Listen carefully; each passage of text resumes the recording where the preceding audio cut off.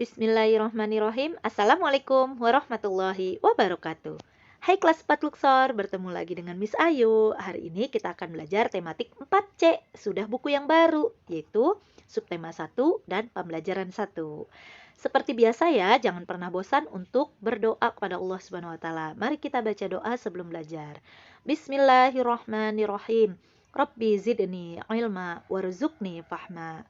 Semoga dengan kita membaca doa, ilmu yang kita dapatkan ini menjadi berkah. Allah berikan kita pemahaman dan ingatan ini mudah untuk kita ingat kembali. Amin amin ya robbal alamin. Baik, kelas 4 Luxor, tujuan pembelajaran kita hari ini yang pertama adalah siswa dapat mengetahui ciri-ciri makhluk hidup. Yang kedua, siswa dapat memberikan contoh ciri-ciri makhluk hidup. Yang ketiga, siswa dapat menjelaskan tentang kalimat tanya. Yang keempat, siswa dapat menyebutkan macam-macam kata tanya. Yang kelima, siswa dapat mengetahui bagaimana cara pelestarian sumber daya alam di hutan, sungai, dan laut. Baik, kelas 4 Luxor. Di dalam Al-Quran, surat Luqman ayat 11, Allah berfirman yang memiliki arti, bersyukurlah kepada Allah, dan barang siapa yang bersyukur, maka sesungguhnya ia bersyukur untuk dirinya sendiri. Dan barang siapa yang kufur, maka sesungguhnya Allah maha kaya lagi maha terpuji.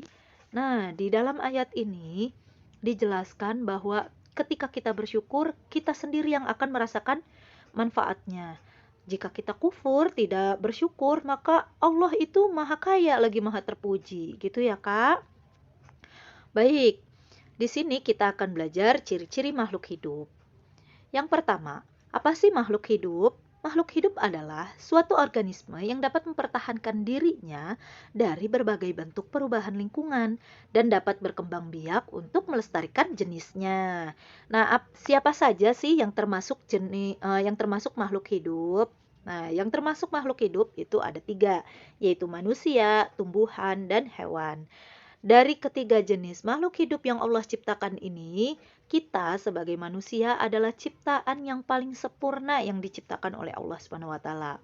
Kita diberikan akal untuk berpikir, kita diberikan juga nafsu untuk bisa makan, bisa tidur, bisa istirahat, bisa bermain dan lain-lainnya. Seperti itu ya, Kak. Kita harus bersyukur Allah ciptakan kita sebagai manusia, sebagai makhluk yang paling sempurna di antara makhluk hidup yang lainnya. Baik, apa saja sih ciri-ciri makhluk hidup? Di kelas 3 kita sudah belajar, ada 5 ciri-ciri makhluk hidup. Nah, di kelas 6 ini kita akan belajar 6 ciri-ciri makhluk hidup. Apa ya yang terakhir? Yang pertama, masih ingat kan?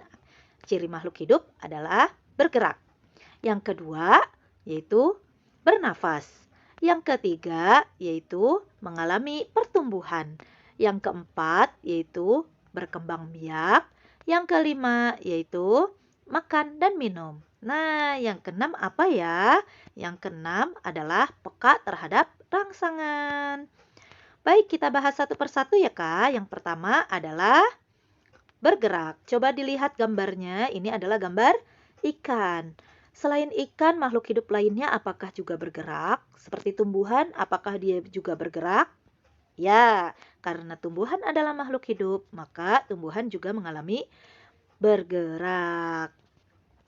Nah, makhluk hidup memiliki kemampuan bergerak tanpa bantuan dari pihak lain. Berikut contoh cara bergerak. Yang pertama, manusia bergerak dengan cara berjalan dengan menggunakan kaki. Yang kedua, cicak bergerak dengan cara merayap di dinding menggunakan kaki. Yang ketiga, kuda bergerak dengan cara berjalan atau berlari dengan menggunakan kaki. Yang keempat, burung bergerak dengan cara terbang dengan menggunakan sayap. Dan yang kelima, ikan bergerak dengan cara berenang dengan menggunakan sirip. Nah, macam-macam ya cara bergerak pada makhluk hidup. Ada yang berjalan, merayap, berlari, terbang, berenang, dan melompat. Ada juga yang melata ya. Baik, yang kedua, makhluk hidup itu bernafas. Manusia dan hewan bernafas dengan menghirup udara yang mengandung oksigen dan mengeluarkan udara yang mengandung karbon dioksida. Nah, sedangkan tumbuhan mengalami pernapasan berbeda.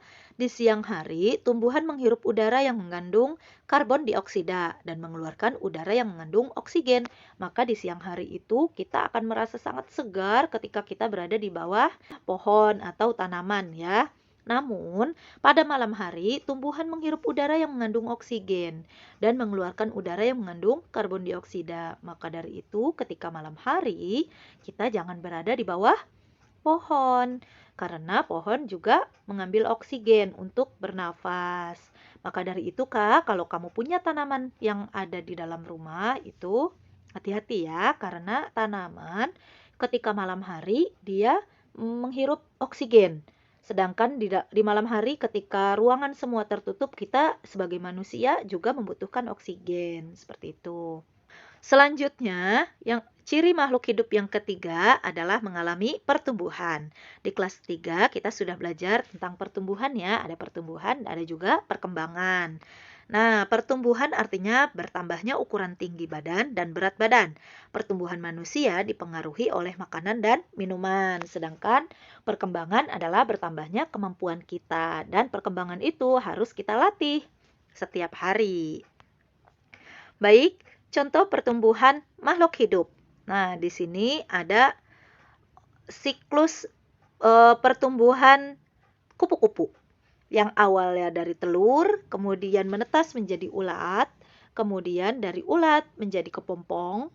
Nah, dari kepompong menjadi kupu-kupu. Di kelas 3 kita juga sudah belajar ini ya. Mari kita ingat kembali. Selanjutnya ada daur hidup ayam, siklus ayam ya. Di sini ayam dewasa, kemudian bertelur, kemudian telurnya berubah menjadi embrio, kemudian telur tersebut menetas, kemudian menjadi anak ayam menjadi ayam dewasa, kemudian bertelur kembali. Nah, begitupun seterusnya. Nah, ini namanya daur hidup atau siklus hidupnya hewan. Baik, kelas 4 Luxor, ciri makhluk hidup yang keempat adalah berkembang biak. Berkembang biak adalah kemampuan makhluk hidup untuk menghasilkan keturunan. Tujuan berkembang biak adalah untuk melestarikan keturunannya. Nah, di kelas 3 kita belajar cara berkembang biak makhluk hidup dibagi menjadi 3. Nah, apa saja? Yang pertama, yaitu melahirkan. Ada manusia, kucing, kuda, sapi, dan lain-lain. Yang kedua, bertelur. Ayam, bebek, burung, ikan, dan lain-lain. Nah, yang ketiga itu ada yang bisa melahirkan dan bisa bertelur. Oke, yang kelima, ciri makhluk hidup yaitu butuh makan dan minum.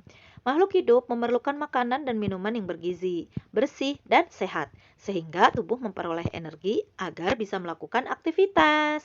Nah, contoh makanan makhluk hidup adalah satu, sapi dan kambing itu memakan rerumputan untuk mendapatkan energi dalam tubuhnya, sedangkan tumbuhan mendapatkan energi dari air, oksigen, serta cahaya matahari untuk melakukan proses fotosintesis. Oke, nah yang keenam adalah peka terhadap rangsangan. Kepekaan makhluk hidup terhadap rangsangan berbeda-beda. Contohnya, rangsangan pada makhluk hidup yang pertama yaitu manusia. Pupil mata manusia akan mengecil dan secara spontan biasanya kita akan menutup mata kita saat menerima rangsangan sinar matahari yang terlalu terang dan menyilaukan. Nah, tahu pupil kan Kak? Nih, di mata kita ada bagian putih dan hitam. Nah, bagian hitam ini namanya pupil. Ketika kita keluar ruangan dan di luar itu sedang terik, sedangkan di dalam ruangan kita mendapatkan cahaya sedikit, begitu keluar otomatis kita akan merasakan silau. Nah, ketika kita merasakan silau, itu pupil kita akan mengecil, Kak.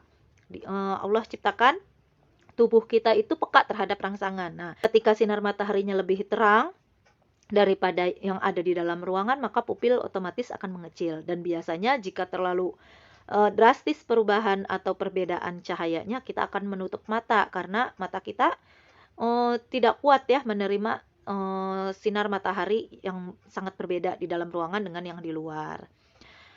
Yang kedua, tumbuhan. Nah, ada daun putri malu akan segera menutup jika menerima rangsangan berupa sentuhan. Nah, ini videonya. Lihat ya gambarnya.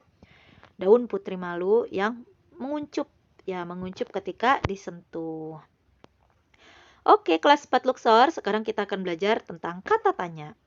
Di kelas 3 kita sudah belajar ya, ada namanya adik Simba, itu singkatan. Nah, sekarang kita urai kembali. Kalimat tanya adalah kalimat yang berisi pertanyaan yang mengharapkan jawaban. Ciri khas kalimat tanya adalah menggunakan kata tanya dan diakhiri dengan tanda tanya. Nah, kata tanya ada apa saja? Nah, ada di sini yang pertama adalah apa? Yang kedua, siapa? Yang ketiga, kapan? Yang keempat, berapa? Yang kelima, mana? Yang keenam, bagaimana? Dan yang ketujuh, mengapa? Kita bahas satu persatu ya, Kak. Yang pertama, yaitu kata tanya apa? Kata tanya apa digunakan untuk menanyakan sesuatu, benda, atau perbuatan. Contohnya, apa kitab suci umat Islam? Jawabannya, kitab suci umat Islam adalah Al-Quran. Nah, untuk menjawab pertanyaan yang baik dan benar itu diambil dari kalimat tanyanya. Di sini kalimat tanyanya, apa kitab suci umat Islam? Maka kita jawab dimulai dari kitab suci umat Islam adalah Al-Quran. Nah, untuk kata tanya siapa digunakan untuk menanyakan orang. Contoh, siapa guru yang mengajar pendidikan agama Islam? Guru yang mengajar pendidikan agama Islam adalah Mr. Abduh. Nah, seperti itu. Yang ketiga, kata tanya kapan. Kata tanya kapan digunakan untuk menanyakan waktu. Contoh, kapan kita merayakan Idul Fitri? Kita merayakan Idul Fitri pada tanggal 1 Syawal. Nah, untuk kata tanya berapa digunakan untuk menanyakan jumlah. Contoh, berapa zakat harta yang harus kita keluarkan setiap tahunnya? Jawabannya, zakat harta yang harus kita keluarkan setiap tahunnya adalah 2,5% dari harta yang kita miliki. Oke, untuk kata tanya mana? Untuk kata tanya mana itu dibagi-bagi lagi ya, Kak. Yang pertama ada di mana. Contoh, di mana Muslim sholat Jumat? Jawabannya, Muslim sholat Jumat di masjid. Yang kedua, ke mana? Contoh, kemana kamu akan membawa hewan kurban itu?